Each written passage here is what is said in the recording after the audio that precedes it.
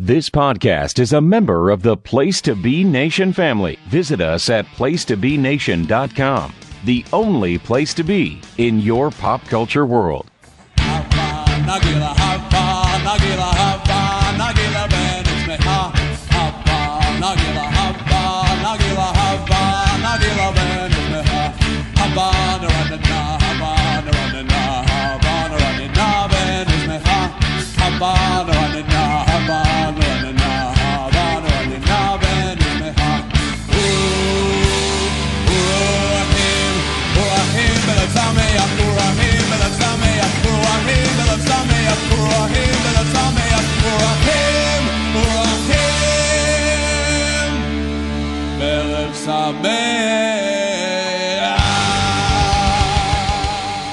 Hello, Mishpocha, and welcome to the Glenn Butler Podcast Hour Spectacular, where we are being driven mashugana here. I am Glenn Butler, and it is time for a campaign update. And with me, I have my brother, Mr. Scott Butler. Scott, you haven't voted for anyone yet. No, I have not. The Connecticut primary is in like about a week or two, I believe. Yes. I'll cast a vote at that point. And we are looking forward to being able to cast a vote. Surprisingly, we still have more than one person to vote for. It's a surprise to me. Also with us is Mr. Steve Wille. Steve, you have voted, right? I indeed have voted. I only voted once. Do we have one person to vote for? Because I know there were five possibilities, but I don't know if they're really people we could vote for. Well, that's always the debate. How many of these people on the ballot are people that we could actually vote for and live with ourselves? It was very difficult. It was literally the most difficult vote that I've ever cast. 24 years of voting, most difficult one I've ever cast. 22 years. My math's great. That's kind of surprising, actually. More difficult than the 08 primary. Yeah, I was pretty pro-Obama, as it were, back in 08. You know, I got sucked into the hope and change. And I was a little disappointed by the hope and change, I gotta be honest. Well, I can see that from an absolute perspective, but compared to a lot of things we could have gotten, I think the last 8 years have been okay. Yeah, I would say above average. Better than anything else that we would have gotten, but not as much as we might have hoped for. Right. Exactly. Well, Scott, like we said in our Despair on the Eve of Iowa episode, I don't think there's a candidate running that I would prefer to another term of Obama, really. No, that's if you even include the 17 Republicans and however many Democrats there were that started. Yeah, that's even counting Martin O'Malley and Jim Webb and Jim Gilmore. Yeah, what is the collective noun for a group of Republicans? Is it a gaggle? Is it a murder? Jeez. Oh. Have you been holding on to that for weeks? No, I just spun that one off the dome. That's amazing. Oh. It's definitely not a school. No. No! We wear our biases on our arms at the Glenn Butler Podcast Hour Spectacular here in the Podcast Mind Palace. But the reason we are here today is because of a man who has virtually no chance of getting enough votes, literally no chance of getting enough votes to secure the Republican nomination. That is Mr. John Kasich. He's the reason we're here today. He's the reason we're here today because earlier today, I was telling you, Scott, and I sent you the link, Steve, to an article about Kasich campaigning in Brooklyn, trying to get all those urban Jewish votes ahead of the New York primary. And the spectacle of Goyish politicians trying to pander to Jews is amazing to me. And a whole lot of them have been doing a whole lot of that in the run-up to the New York primary. Ooh, oh, yeah. Boy. And it's definitely it tends to be the New York Jews. Like, it's not, or maybe some Washington, D.C. Jews, but I can't imagine how many of them there are. You don't generally see them going, to, say, Chicago Jews or, Miami Jews, of which there are, quite a few. But it's the New York Jews that they definitely need to be pandered to. Well, it's New York Jews who are so closely identified with that phrase that calling someone New York is a sort of dog whistling. Yeah, I was going to say, has Ted Cruz been pandering to the New York Jews in advance of the New York primary? Because he's the one that tried to slander Donald Trump by saying he had New York values. Right. Well, this past week on the Wednesday Walk Around the Web, I linked an article called An Unforgettable Video History of Jewish Political Pandering, which starts with Ted Cruz visiting a matzah bakery in Brooklyn. And there is this video. It's not easily conveyed on the podcast, but I would just like to point out that Ted Cruz rolling out matzah is one of the most awkward things I've seen a politician do this year. That's really saying something, considering everything Ted Cruz does is one of the most awkward things I've seen a politician do this year. True. Now, does that include kissing his own daughter? Because that was one of the most awkward videos I've seen of Ted Cruz. Ooh. Oh, goodness, I might not have actually seen that. I believe he got off a bus meeting it was a bus or a plane meeting his daughter, and he tried to lean in for a kiss, and she just gave him a look like she just drank a bottle of pickle juice and just lurched back. So either she does not like that or something went down on that plane beforehand. Wow. Well, yeah, it's great. The spectacle of him trying to enjoy matzah was described by some onlookers in advance of Pesach, coming up in a couple of weeks, as the 11th plague.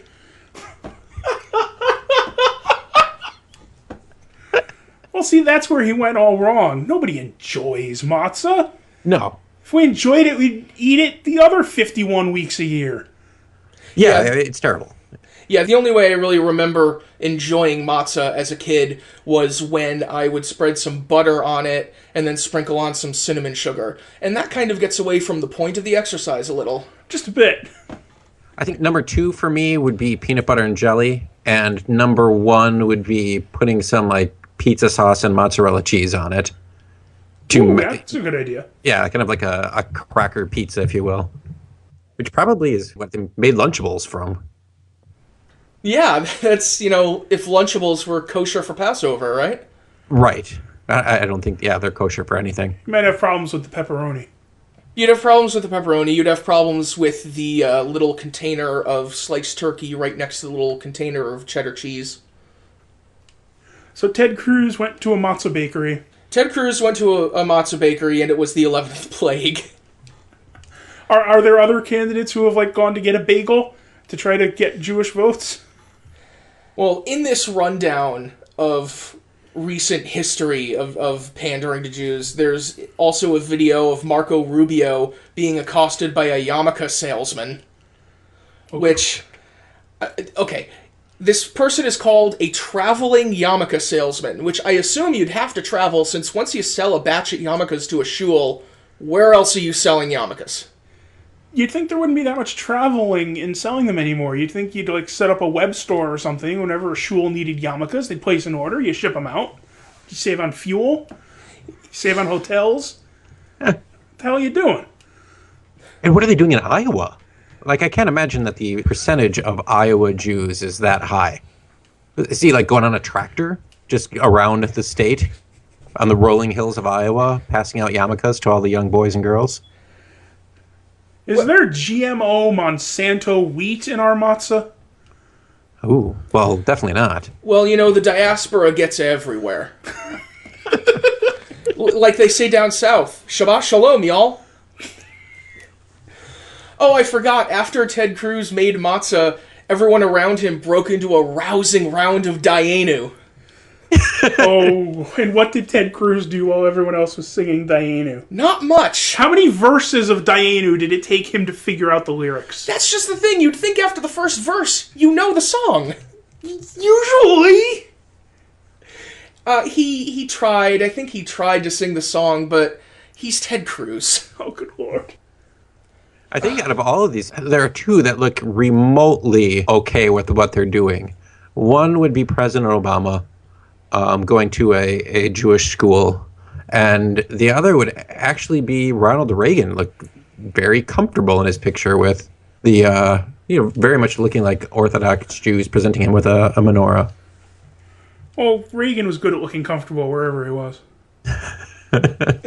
Yeah, And, of course, whatever you want to say about Obama, he is great with kids.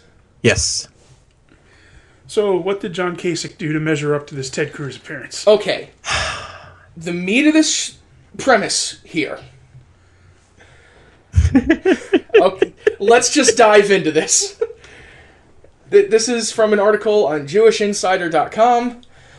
Republican presidential candidate John Kasich on Tuesday took a pre-Passover learning tour in the Borough Park neighborhood of Brooklyn, New York, ahead of the April 19th presidential primary. Accompanied by Ezra Friedlander, a Democratic strategist and CEO of the Friedlander Group, Kasich visited Eichler's Judaica in Borough Park, where he was shown a silver-plated Seder tray, a matzah cover, and a Haggadah. Why is he being accompanied by a Democratic strategist? Because he's finding Jews in Brooklyn? I don't know. Why isn't he accompanied by Steve King, you're saying? He couldn't find any Republican Jew to help him out with this publicity stunt? First punchline. Kasich was amused to learn about the Afikomen. Oh, God. Oh. As Friedlander described how the children steal the middle matzah and ask for a reward for its return, Kasich walked away astonished and mumbled, "Passover." What? Seriously? That's not an Onion line? No, this is a real line from a real article here. Oh, good God. Very androidy. Yes. I'm coining an adjective, but like android-y. Just, yeah, no feeling, no... Astonished at a hide-and-seek game. Speaking of no feeling, when asked by Jewish Insider if he had ever attended a Seder, Kasich replied, "Yes." The Ohio governor and Friedlander also got into a debate over who is the most admired person in the Torah. Kasich got into a debate about who's the most admired person in the Torah. With Ezra Friedlander, the most Brooklyn Jewish-sounding name of all time. I don't know why they didn't ask this question at any of the umpty-9 million Republican debates they've had over the last several months. Because those are for evangelical Christians, not Jews. The Republican primary race is for evangelical Christians. That's why this entire thing is fucking ridiculous. Yes, moving on. We will get to that later. Has John Kasich ever read the Torah? I'm guessing no. I'd be willing to put money on no.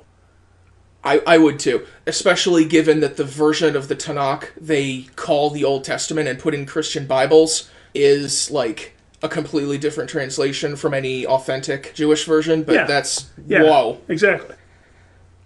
This is one of my favorite quotes right here. "I would say Moses," Friedlander said. "What about Abraham? What happened to Abraham?" Kasich asked. What happened to Abraham? So he hasn't even read the Christian Old Testament? I don't know! To which Friedlander explained that the story of the Jewish people accepting the Torah from God started when they left Egypt led by Moses.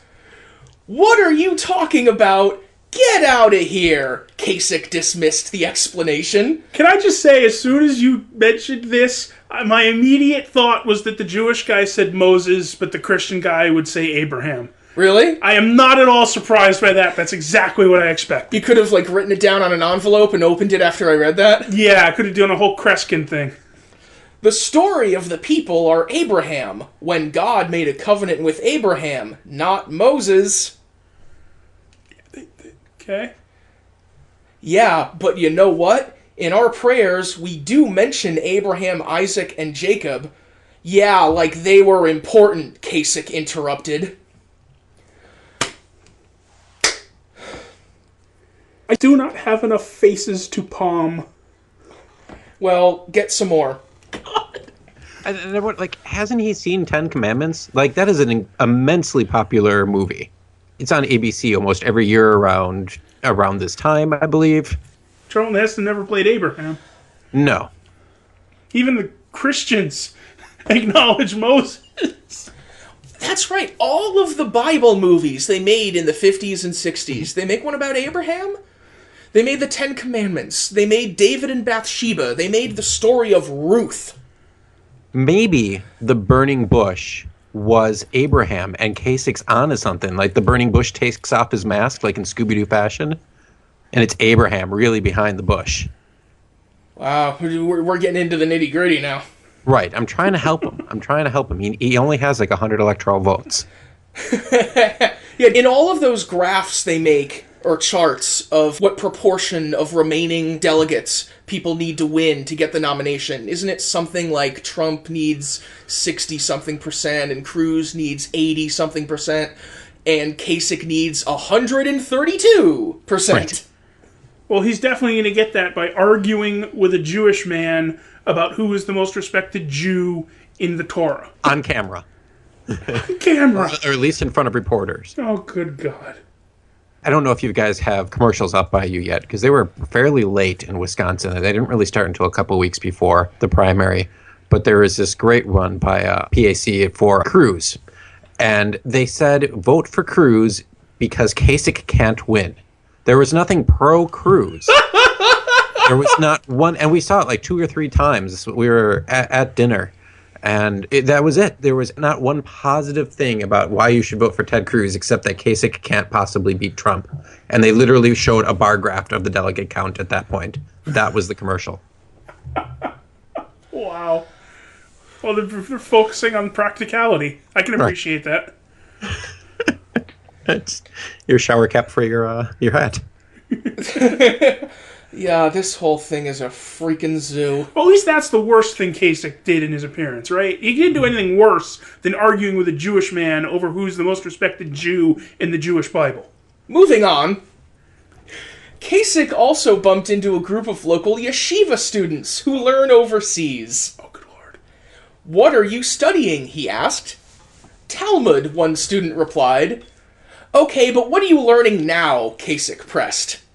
Because he didn't understand the word that the kid said and just decided to keep asking the question until he said something he understood. Well, he's a politician. He's supposed to massage responses, right? Oh, good. Shabbat laws, they said. Do you know who I like? Joseph. Kasich started lecturing them. So just completely... He bailed on his effort to get the kid to say something that he fucking understood. He just said, okay, I don't understand anything this guy is saying. I'm just going to bring up a topic myself. Hey, you know what I like? I like tacos. That's what I like. Hey, they got tacos in that Talmud? So he doesn't know what the fuck the Talmud is. He doesn't know what the fuck the Shabbat is. But Joseph, he's heard of Joseph. I know what the fuck Joseph is. I'll get them to talk about Joseph. And then he asked the Yeshiva students who are very, very serious about their studies and very serious about their religious studies. He asked these students, you study Joseph? Because he doesn't know what the fuck Yeshiva is either, any more than he does Talmud or Shabbat. What do you think about Joseph? What do you think about Joseph? Oh, There's so much more, dude. I can't. I think we should substitute tacos in for Joseph, and it makes it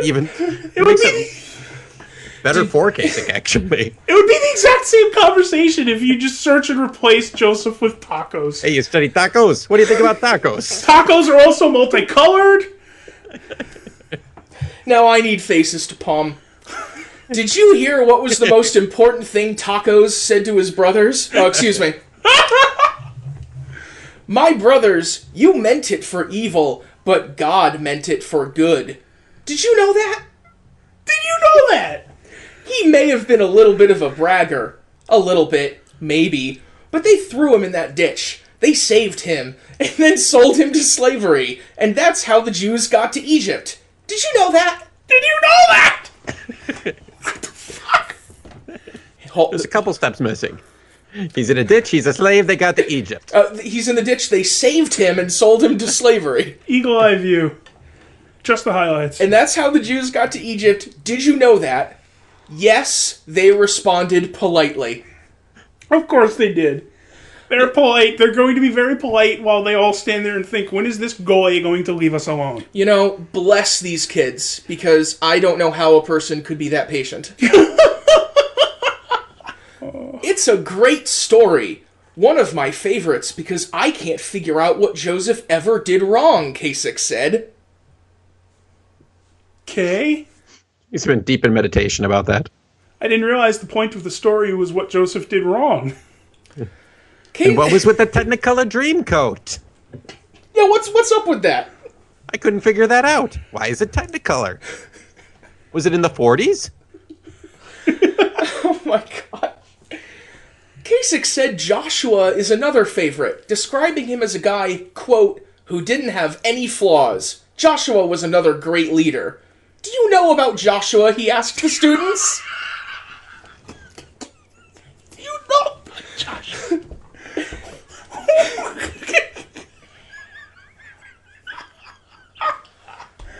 Oh, good lord. Do you know about Joshua? Okay, he's asked them if they know about Joseph and if they know about Joshua. How long before he runs out of Old Testament figures and he has to ask the Yeshiva students if they know about Paul's letter to the Corinthians? Oh god. There's a twist now. Oh, good lord. Because he's still with Friedlander. And the Yeshiva students? Yes, who breaks in and says, he was a disciple of Moses. I know he was. I know that. Kasich brushed him off while chuckling. I am going to have to teach him. I will have to ride around all day to teach him. Who is Kasich teaching? Ezra? Friedlander. Yes. Yes. Now, do you guys know the comedian Judah Friedlander? Is he 30 Rock, I have right? been trying so hard not to accidentally say Judah Friedlander. Right. So the story gets better if you think of Ezra as Judah. Just with his hat and his mutton chops and his glasses. I am wearing glasses and headphones. I cannot facepalm this hard without breaking something. Friedlander then showed Kasich the yarmulke section. Yes, I know what they are, he remarked. Oh, God. As he concluded the stop, Kasich told those surrounding him he needed to tell them something else. The Yeshiva students and Ezra Friedlander. Yes. That's who's surrounding him. I admire the Jewish tradition from the standpoint. The greatest saying is, live a life bigger than yourself. That's really important. I think the Jewish culture is so important in our country because people need to realize that you need to live a life bigger than yourself, not be scrambling for your cell phone all the time. That's what I try telling people whenever I am with them. Is this word salad again? Yes, that's word salad! What the fuck word salad is this? I couldn't say word salad before you did because I was choking! On the word salad. What the fuck is he saying?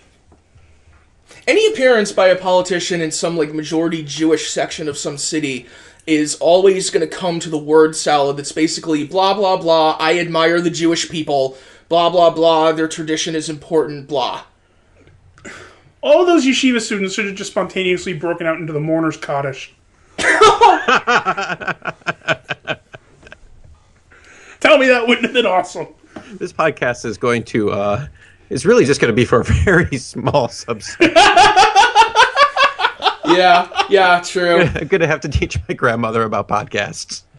Welcome everyone who's still listening after 25 minutes of this. My uncle might like this. One more thing I want to hit on from Kasich's whistle-stop tour of the Jewish community. Oh my goodness. Wait. He asked them if they knew Joseph. Yes. He asked them if they knew Joshua. Yes. He was completely out to sea when they told him about the Talmud. He was completely out to sea when they told him about Shabbat. He was completely out to sea when they told him about Yeshiva. Mm-hmm. So he brought up Joseph and asked them if they'd heard of Joseph. He brought up Joshua and asked them if they'd heard of Joshua. And then he said that Jewish tradition was very important because it was all about not using your cell phone.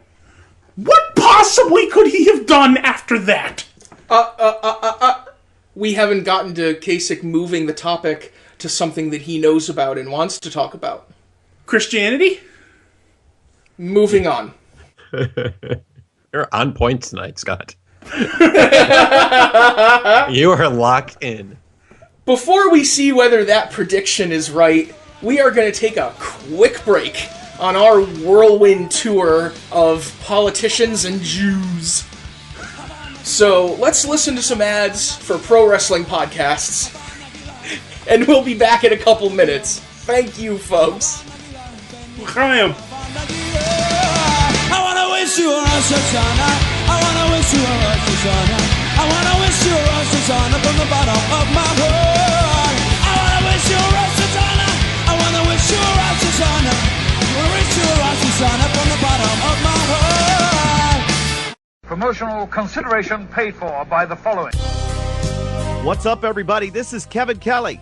Make sure you check out every episode of The Kevin Kelly Show right here on the Place to Be Nation. PlaceToBeNation.com. The Kevin Kelly Show. Every episode is a winner. At least we hope. Place to Be Nation's Justin Rosero here. In addition to The Kevin Kelly Show, we have a ton of great podcasts available to you on iTunes and PlaceToBeNation.com. You can check out Scott Criscullo and me on the Mothership, the Place to Be podcast, with our famous Vintage Vault pay-per-view reviews. PTBN also covers current day wrestling with Main Event, Mission Indie Possible, and our monthly pay-per-view reaction shows with immediate feedback on WWE, NXT, and Ring of Honor Super Shows. And relive wrestling's past with our monthly pay-per-view rewind series, led by Ben Morse, and the Dangerous Alliance Wrestling podcast as we dive into various subjects in the form of exercises and games. We got sports covered too with the Sports Evolution Mega Show with Scott, Dr. G, Cowboy, and Cowboy Sr., the Kings of Sport, led by Live Audio Wrestling's Godfather Nate Milton, as well as the NBA Team Podcast and the TJ McClune Show. PTBN tackles pop culture and irreverence with Richard the Mailman, the Glenn Butler Podcast Hour Spectacular, and if you like a hybrid of all of this in list form, check out Jordan Duncan's Rank and File. All of these shows are available on PlaceToBeNation.com, where we cover pro wrestling, sports, movies, comics, plus tournaments and more. We want to thank our friends at Bonehead's Wing Bar in West Warwick, Rhode Island and Fall River, Massachusetts, and Scott Keith's Blog of Doom. Be sure to follow us on Facebook, Twitter, Instagram, and Tumblr as well. PlaceToBeNation.com, the only place to be in your pop culture world. This is Parv, and I'm here to tell you to listen and subscribe to the Pro Wrestling Only Place to Be Nation podcast network. That's the PWO PTBN podcast network, where you'll find a ton of in-depth shows done by hardcore fans. We've got Chris Zellner's 1-2 punch of Exile on Bad Street, and with David Bixenspan, a smash hit Between the Sheets. We've got Wrestling Culture with Dylan Hales and Dave Musgrave, Goodwill Wrestling and the reaction shows with Good Old Will from Texas. We got This Week in Wrestling with my man Pete and Johnny Sorrow, Stephen Graham and Tim Livingston's Pro Wrestling Super Show, Tag Teams Back Again with Kelly and Marty Sleaze, and a ton of other great shows too. And of course there's Titans of Wrestling and Where the Big Boys Play with yours truly and some dude from down south called Chad. PWO PTBN Podcast Network.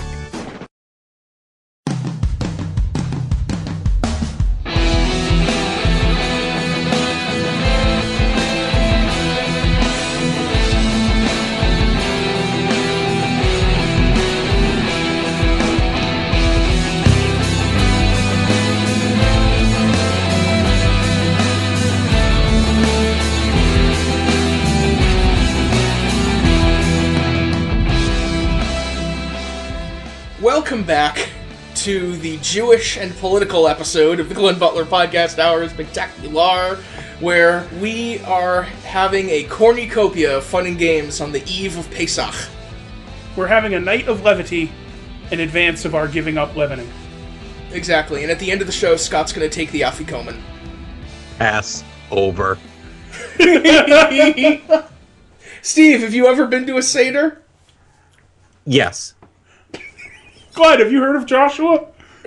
Yes. Scott, do you know what the Talmud is? Yes. Cool. We're all more qualified to be president than John Kasich, apparently. We're all more qualified to get votes from Jews. Or pander to Netanyahu. Oh, yes.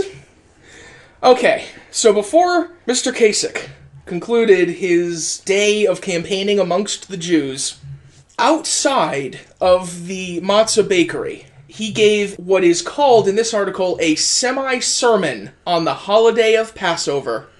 Oh, goodness gracious. Quote, "The Jews were instructed to take the blood of the lamb and to put the blood of the lamb over the lampposts, over the doorposts, so when the angel of death came and saw the blood of the lamb, the angel of death would pass over their homes. the great link between the blood that was put above the lamppost, the blood of the Lamb, is Jesus Christ is known as the Lamb of God. Oh, for the love of fucking. And the great link is, it was the blood of the Lamb that saved the Jewish people, and in Christianity, it was the blood of the Lamb of God that saves all of us. It's a wonderful, wonderful holiday for our friends in the Jewish community, the Passover. So, in the middle of the campaign trail leading up to the New York primary, did John Kasich just commit blood libel? No, he didn't commit blood libel. Really? The blood of the Lamb that the Jews spread is the blood of the Lamb of God?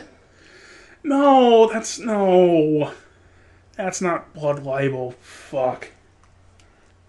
What he said is that the holiday of Passover is all about the sacrifice of Jesus, which is its own thing that we can get into. Like, Jesus fuck, don't turn into Sarah Palin and start calling everything blood libel. I think it's a little more specific than anything Sarah Palin ever called anything. In his defense, I mean, his word salad has a few less ingredients than Sarah Palin's does. I like how he marvels at the parallel that the Jews marked themselves with the blood of the Lamb, and the Christian tradition calls Jesus' sacrifice the Lamb of God. Never occurs to him that 2,000 years after the story of Passover was written in the Torah, when a group of Jews were creating a cult around this figure, Jesus Christ, they would use that parallel to try to make themselves seem like they belong in the same tradition.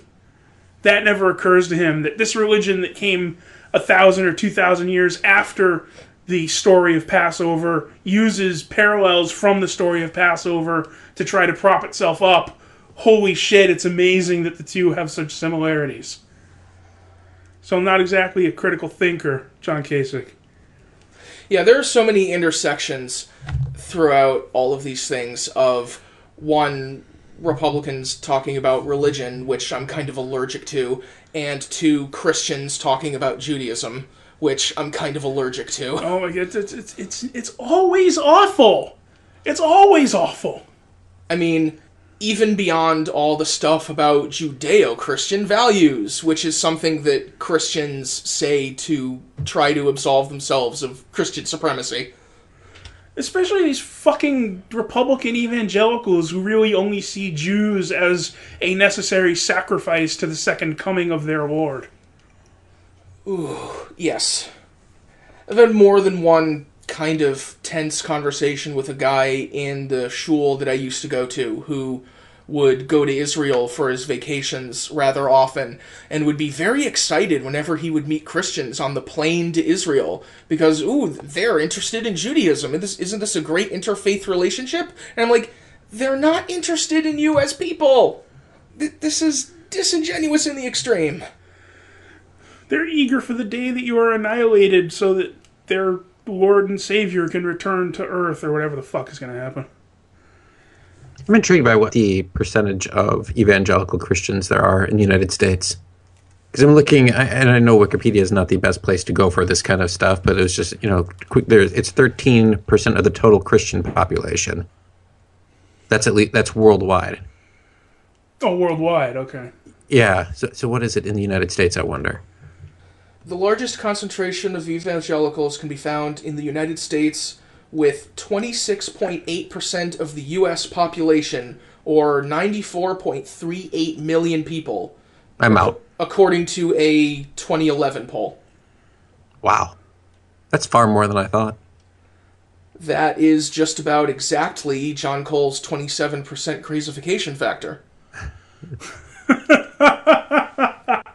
Do you know what the crazification factor is, Steve? No, I do not. Okay. A blogger named John Cole has a site called Balloon Juice, which is one of the last political sites I still read, because I kind of overdosed for a while. And he posited a 27% crazification factor based on the results of the, was it 2004 Senate race in Illinois? when Barack Obama was elected to the Senate, he was running against Alan Keyes. Yeah. Oh, yes, I remember this. Yes. And Alan Keyes got 27% of the vote. And he posited that as sort of the base proportion of crazy people in an electorate because Alan Keyes wasn't from Illinois. There wasn't a hometown base of support for him. He's also African American, so the staunch white supremacist vote wouldn't have a whole lot of influence. So that 27% was just people who are going to vote for an insane person against someone who, in all ways, comes off as eminently reasonable just because he's a Democrat. You know, the closest that he thought had been reached in real-world electoral politics to a experimental baseline. Well, that's interesting, too, because in Iowa, Cruz and Trump were around 22%, which is fairly close to that point. Yeah. And one can argue that they are the two, craziest of those 17 that signed up. He then cited that number because at the absolute nadir of President Bush's popularity before he left office, his approval level was 27%. Wow. That's confirmation there. I mean, that's a number that's come up. I mean, there's confirmation bias, obviously, but that's a number that's come up several times in these sorts of scenarios. Alan Keyes, of course, is the man who, during a Republican presidential primary debate, was asked a question about crime, and Alan Keyes responded to this question about crime by making the point that how can we stop the rampant murder in our streets when we continue to allow rampant murder in our women? Yeah. That man got 27% of the vote in a state he didn't live in against Barack Obama. That was in the 2000 campaign, which, whoa. Yeah, that was something. I remember these little snippets from people. I don't necessarily remember people's entire platforms, although, you can figure out most of it, but I generally remember at least one or two just astonishingly insane things people have said. For instance, on Inauguration Day 2005, following the 2004 re-election of Bush Cheney, Dick Cheney was doing a radio interview. This was, like I said, January 20th, 2005. The radio host asked him about the situation in Iran, which it seems like we've been on the verge of going to war with Iran for about 15 or 20 years. And so they asked him, if Iran's working on a nuclear program, what are we going to do about that? Are we going to bomb them? Are we going to do sanctions? What are we going to do, Mr. Vice President? And Dick Cheney, this is January 2005, Dick Cheney said we need to be careful handling Iran because the last thing we want is a war in the Middle East. And to his eternal credit, that radio host said, well, you mean other than the two we're already in, right? And Cheney just sort of went, oh, well, yeah, of course, yeah. And then he shot him in the eye. That's generally how he ended conversations. Just go-to move. So, okay, is that the end of the Kasich experience? That's the end of the Kasich experience. Have there been other candidates who, went to get a bagel and think they're getting votes for it? I can't give a really good view of the rest of the race as it relates to Jews. Has Bernie Sanders done any pandering to the Jewish vote, or does he think being named Bernie Sanders is enough? Oh, goodness. There was the quote going around, I don't remember who said it, but someone said that Bernie Sanders shows great Christian values because he's interested in fairness and helping the poor and all things that are great Christian values. To which the response is, what values do you think are in Judaism? Also, can you name a Republican Christian politician who endorses those values? Someone I read online had a great response to that, which was basically, if you were to take the Jewish idea of tikkun olam and translate it into political jargon, social justice is a pretty good translation of that. The idea that the world as we live in it is broken and it is our responsibility to heal those breaks to heal the injustices in our world and in our society, how is that not intersectional social justice? Now, there are lots of things to say about where Bernie stands on various intersectional social justice issues, and many people have spent a great deal of time analyzing those things. Well, we're not here to analyze his views on the issues. We're here to ask, has he rolled out matzah dough? Or talk to yeshiva students about if they've heard of Joseph. To our knowledge, we don't have any reports of him doing any of this stuff. I haven't seen any reports of that specifically. I think he's mostly kind of diverted questions about his Judaism because people tend to jump on that. Well, can you answer me this? Because I haven't been reading the news, the political news. The AIPAC conference recently happened.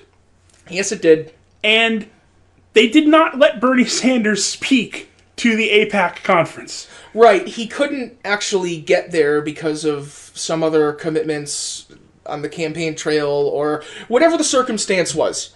And he actually turned down the invite because of from what he said, his campaign schedule. He said he would very much have enjoyed speaking there, but he was unable to go. He was traveling through the west part of the country at that time. And AIPAC would not let anybody call in or come in via satellite. Right. There was something of a kerfuffle over the fact that they didn't allow him to send a message via satellite when, in past campaign years, other candidates had done that. So he wasn't going to be able to get there in person. He wanted to be able to speak via satellite like other people have spoken to the conference in the past. And they denied him that opportunity. Right. So they refused to allow the only Jewish presidential candidate to ever win a state primary to speak at the AIPAC conference. A historic Jewish candidate. Yes. But they had Trump and Cruz and Clinton. Yes. They were all there.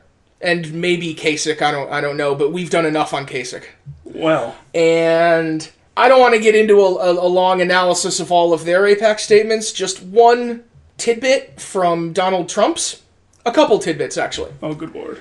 At the end... I'm going to take my glasses off so I don't break them when I facepalm. Yes, good job. At the end of Trump's speech, he said, "I love the people in this room. I love Israel. I love Israel. I've been with Israel so long in terms of I've received some of my greatest honors from Israel. My father before me, incredible. My daughter Ivanka is about to have a beautiful Jewish baby." She is? Was Ivana Trump Jewish? I didn't know that. Maybe she married a member of the tribe? I don't know. But this is his... This is Ivanka? His daughter Ivanka. Wow. I don't.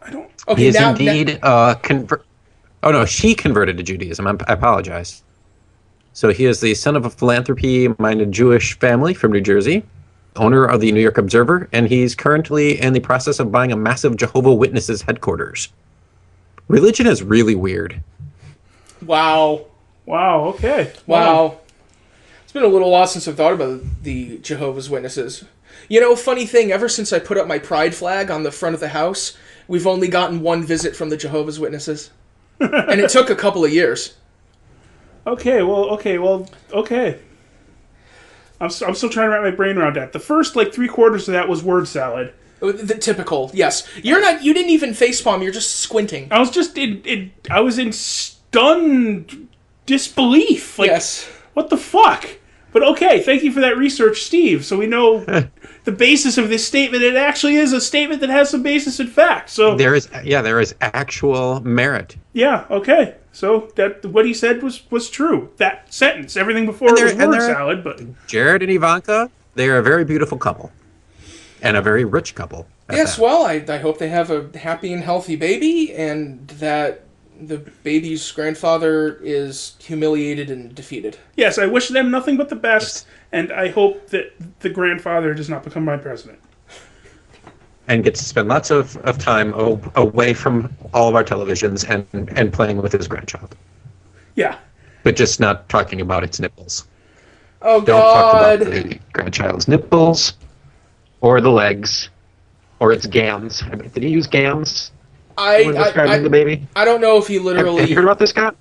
Yeah, did you see that? I have not. Okay, so on The Daily Show last week, Trevor Noah showed a video segment of Donald and Ivana Trump appearing on Lifestyles of the Rich and Famous in 1994. Oh, okay. And Trump was asked, like, the most softball of softball questions about their newborn baby daughter, Ivanka.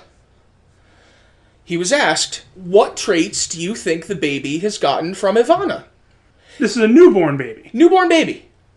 And Donald Trump said, I don't know the exact quote, but he said, she's got her legs, she's got beautiful legs. We don't know yet if she's got these, but we'll see. Pointing to his chest. Speculating about the size of his infant daughter's future boobs. Didn't he just a couple of weeks ago say, if she wasn't my daughter, I'd probably try to date her? Oh, he's been saying that for years.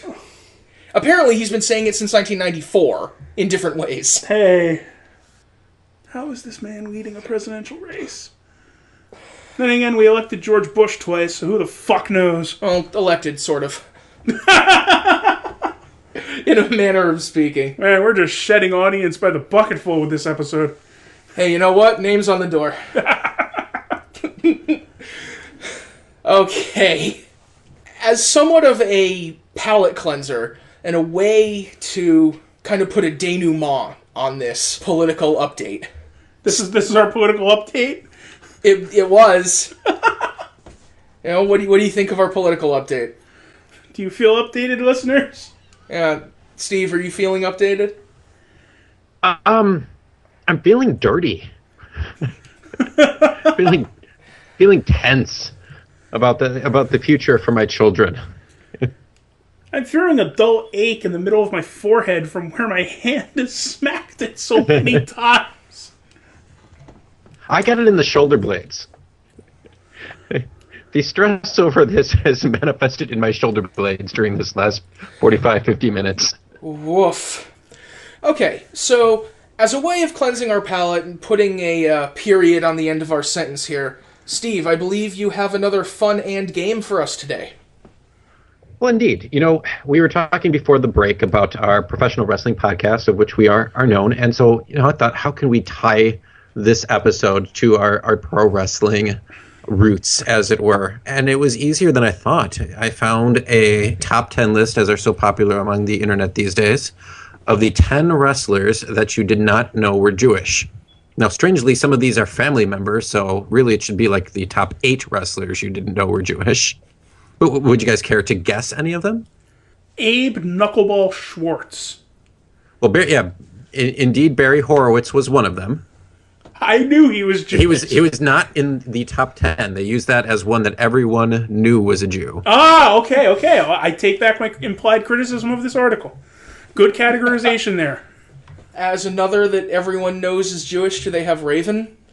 Yes, they did have Raven at number 6. I don't think this is any actual 1 through 10 in terms of how Jewish they were or how good they were. No, I don't know if their grandparents, how often they went to synagogue. Yeah, I don't know if Raven kept kashrut. But Raven was one of the 10. Now, there are a couple of very famous brothers who are on here. One brother being more famous than the other. Okay. I'm going to toss someone out as people who would be surprising if they were Jewish, instead of people I already know are Jews. Okay. Ian and Axel Rotten. No. Dang. Well, the brothers that I was leaning towards was Randy Savage and his brother Lanny Poffo. Ah, yes. I did not know that. Have another person here who was a member of Raven's flock in WCW. Stevie? No. Billy Kidman. Huh. Yeah, it's very interesting. I wonder how they found this out. Nobody can get Billy Kidman to eat ham. I feel like once we know these 10 people, we're going to have to put them into an Adam Sandler-style song. Yes, exactly. We're going to need the wrestlers' Hanukkah song. Macho Man Savage lights the menorah. Raven breaks the Afikoman with an even flow DD. No, that didn't work. We have a father and son combo. The father, not as well known. The son, a well-known technical marvel from more known for his WCW days, but was in ECW, WCW, and WWE. Is his name Boris Malenko and Dean Very Malenko? good. Yeah, very good. Boris and Dean. Uh-huh. And one lady who is in the Hall of Fame. Sherry? No, that feels like a good guess, though. This one is actually a big surprise to me. Alondra Blaze, also known as Medusa. I see. And then the other three, Kane, which is odd to me, a libertarian Jew. I did not know that. Well, there are libertarian Jews for sure, but that is a little surprising. Well, his mother must have been really proud when he was Dr. Isaac Yankem. Oh, yes. A good dentist. Well, then, of course, he spent Why'd you have to go and be a demon? You had a nice job. Yeah, but then he spent all those years feuding with his brother. Must have broke his mother's heart.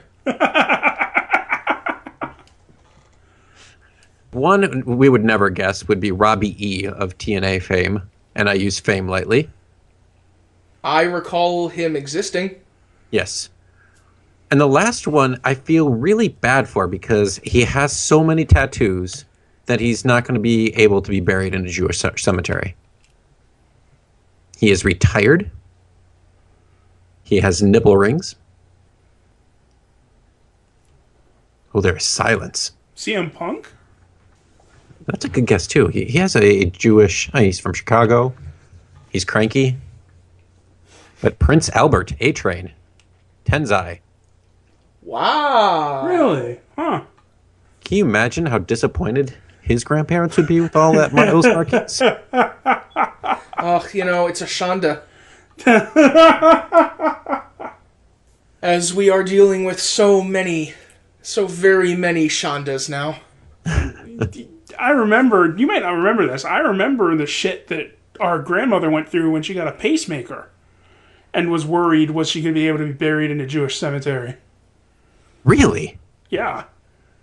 From actual members of the Jewish, community, like rabbis and such? No, or? I mean, she was worried. Oh, She okay. was like, well, I don't want to get a pacemaker because then I can't be buried in a Jewish cemetery or receive Jewish services or whatever. Isn't there something else we could do? She was really reluctant to get the pacemaker because of the Jewish prohibition on body modification. Such internal strife. Well, thankfully, that's a taboo that's been lightening. As many do. As they tend to, yes. All right, well. Unfortunately, the taboo against making an ass of yourself in front of a group of yeshiva students. We need to institute a taboo against that, yeah. On that note, thank you very much, Steve, for joining us. Yes, it is. It has been fun. It has been sad. Yes, we did this on very short notice, so thanks for making the time. That is quite all right. And thank you, listeners, all of you kind Jews who have listened this whole time, probably. Any Gentiles made it this far into the show, we appreciate you. Yeah. L'chaim, listeners, we will see you next time. Follow all our stuff on placetobenation.com. We do stuff on that site, it's great. And we will see you next time. Shalom. L'chaim. Boy. הבאנו שלום עליכם, הבאנו שלום